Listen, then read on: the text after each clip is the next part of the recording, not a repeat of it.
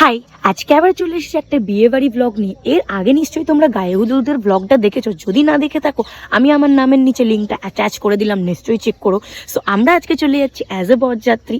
So গিয়েই ফার্স্টে আমাদের পেয়ে গেছিলাম আমরা মিষ্টির প্যাকেট। সো তারপরে কনের সাথে দেখা করে চলে গেছিলাম স্টলের উদ্দেশ্যে।